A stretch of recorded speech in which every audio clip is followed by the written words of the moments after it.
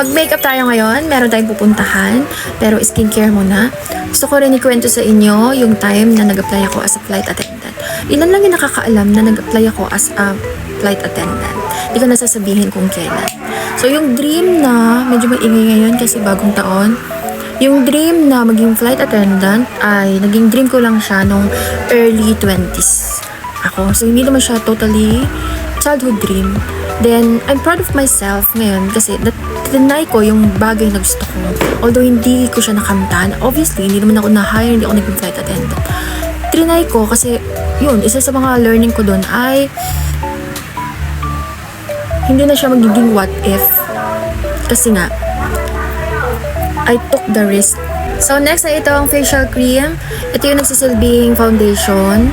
Pero hindi siya foundation talaga. Like, cream. Cream lang siya. Ayoko kasi ng foundation kasi mabigat. Tingnan mo kung gaano siya kagaan. Gusto ko lang yung magagaan lang na makeup. Yung parang no makeup. Lahat naman ng trabaho na pag-a-applyan mahirap. And hindi naman ibig sabihin na nag-apply ka na at first ay matatanggap ka na kaagad. And hindi rin ibig sabihin na hindi ka matanggap kaagad ay hindi mo na itatry ulit.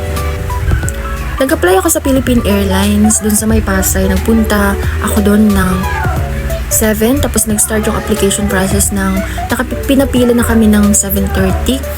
Nag-start yung application process ng 8, ganyan. Yung mga nandoon sa pila, hindi sila lahat first timer. Yung iba dun ay third time na, second time, yung fourth time, at hindi rin lahat fresh graduate. Yung iba ay, at hindi lahat tourism graduate. Iba-iba. Meron din dong 28 years old, 29, dito na tayo sa leeg. 29 years old, ganyan, iba-iba ng age. Kahit pa, yun na, early 30s na, pwede pa rin mag-apply. Pwede pa rin i-pursue yung dream mo as a cabin crew. During that time, sa Philippine Airlines, meron siyang 4 na steps. Pagkapasok mo doon sa may application venue, iset mo na yung mind mo na yun na yung start ng application. Kahit wala ka pa doon sa step 1 na, ang step 1 kasi ay i-introduce mo yung sarili mo. May mga nag-observe daw doon. Kailangan nakangiti ka all the time. So, nakapasok ako sa unang step, alas 11 na. So, nag-start yan ng 8. Tapos, ang tagal ng pila, ang haba. Ito yung araw na ito yung araw na pinakamahabang nakangiti ako. So, itong cluster eyelashes na to ay nabili ko siya sa Watsons. Ayan, nalagay ko na. Pero tingnan mo, hindi siya ganun kahalata. Kasi manipis lang yung cluster na yun. Lagyan lang ng mascara sa bandang dulo para magkaroon ng konting volume, konting drama. So, ayun na nga, hindi tayo naka-move forward dun sa step 2. So, ang tagal ng ating ipinila talaga, no? Pero, ganun talaga. Kung minsan, sa mga panahon na yan, hindi mo maintindihan kung ano yung plano ni Lord para sa'yo. At masasaktan ka talaga sa mga rejection, sa failures, sa pagbagsak. Masasaktan ka talaga sa mga rejections ng mundo. Kasi hindi naman lahat ng bagay papabor sa'yo. At hindi lahat ng mga gusto mo ay makuha mo.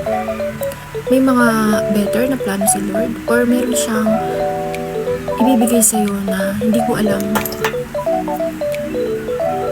Yun pala yung nararapat kesa dun sa hinihiling mo. Ganon. Ganyan lang yung pagkikilay. Diba? 4 kaming pinapasok sa isang room. Ayan, ganyan lang. Meron lang mga nandun sa harap ng room na tumatanggap ng folders. Pero yung nandun sa room talaga, loob, mag-isa lang niya. Nakaharap siya sa laptop, tapos nakaganan siya. 4 kayo, magpapakilala, tas ikot.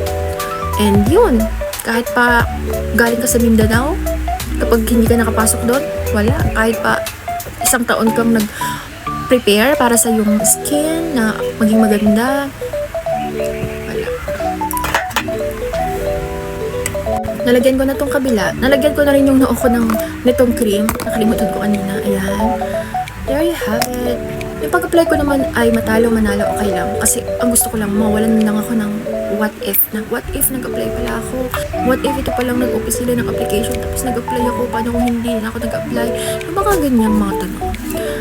At least, diba? At natutuwa ko. And patunayan ko talaga na may plano si Lord sa buhay natin. Hindi ko nakilala yung mga tao nakilala ko ng 2023, 2024, 2025 kung naging flight attendant ako. May panibagong buhay na siguro ako noon.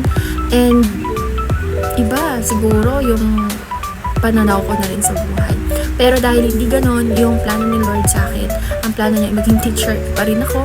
Kaya nakakatuwa rin na mag-trust sa mga plano ni Lord kasi nga, hindi tayo na masyado nasasaktan. Alam natin na better yung plano niya at alam natin na okay lang yung failures at mga rejections. Okay lang doon. Wait, ano nakasunod? Blush. Wait lang, blush. Ito na yung aking mahiwagang notebook. Matagal na to ng mga makeup, ayan, eyeshadow and everything. So, meron tayo manibagong ano dito. This puff eme. Kasi ito sponge, pero hindi ko naman ginamit. Ganyan, konti lang. Girl, hindi na talaga nag-concealer. Concealer muna yata. Hindi. Concealer. Yeah, wait. Ang gulo naman ng pag-makeup na to. Grabe naman talaga. O, ganito lang naman talaga ako mag-makeup. Magulo. Tapos, ganun lang. Pag pumapasok ako, ganito lang din. And sponge. Dito, tayo nag-conceal kasi nga, merong ano dyan acne marks. Tapos dito, sa mga pores. Ayan, ganun. Ayan. So, okay lang yung rejection. Katulad ng sinasabi ko, redirection kasi ni Lord para sa atin. Kapag tutunan mo yung mindset na ganyan, hindi ka na ganun masasaktan sa mga failures at mga rejections, pati sa mga heartbreaks, hindi ka na rin ganun masasaktan. Siyempre masakit tao ka pa rin, pero I mean, mas nagkakaroon ka na ng faith sa mga experiences mo na rin. Sa mga ganito, sa mga experiences ng ibang tao, nagkakaroon ka ng faith na everything happens for a reason. You might not know today kung ano man yung reason na yan ni Lord. Lamok. But you will have the answers in time. Galing. Pwede nang na-conceal ba? Pwede na yan. Pwede nang mag-blush. Cute. Girl?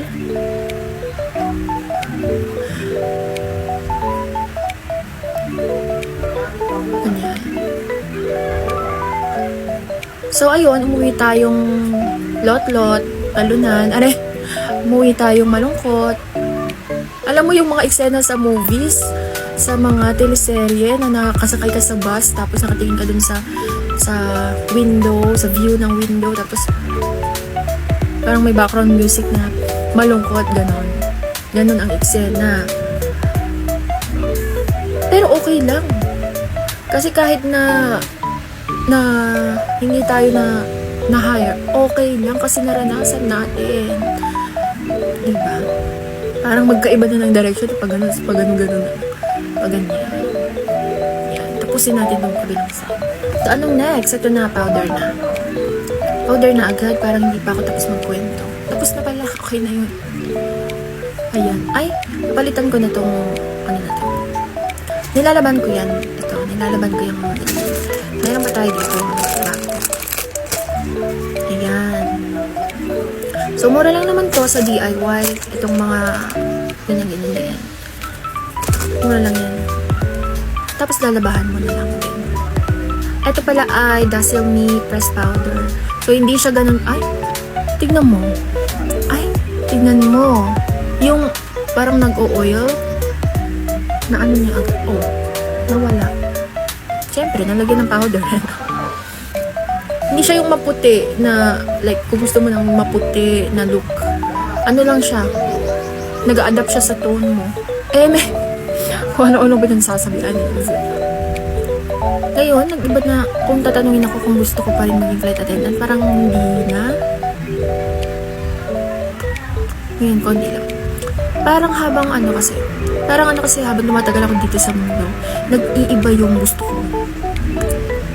Yung mga panahon na yon, gusto kong maging flight attendant. Like, really bad. Pero ngayon, nag-iba na yung goals ko, nag-iba na yung gusto ko. Ganyan.